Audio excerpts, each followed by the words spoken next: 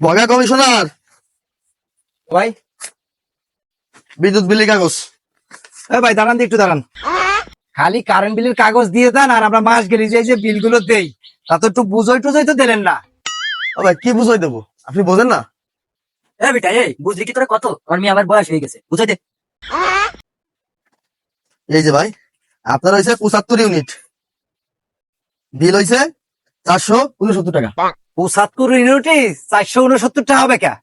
Demand charge আছে তো, demand charge দিয়ে টিয়ে সবকিছু দিয়ে হয়েছে, আপনার মিটার ভাড়া আছে। ডিমান্ড চার্জ আবার মিটার ভাড়া? হ্যাঁ বলটু, মিটার আনার 100 টাকা দিস নাই?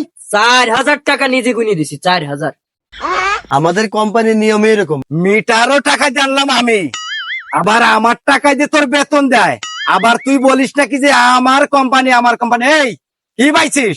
তোর কোম্পানি আসে কয়টি? হ্যাঁ ভাই বিদ্যুৎ কোম্পানির নিয়মই এইটা।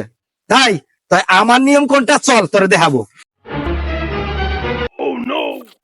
টাকা দিয়ে মিটার কিনে যদি তোর কোম্পানিরে মিটার ভাড়া দেওয়া লাগে, আর তোর কোম্পানি এই যে খাম্বা পড়ছে আমার জায়গায়, তোর কোম্পানিরে বলবি আমার জায়গার ভাড়া দিয়ে যাতে। এরকম কোনো নিয়ম নাই ভাই।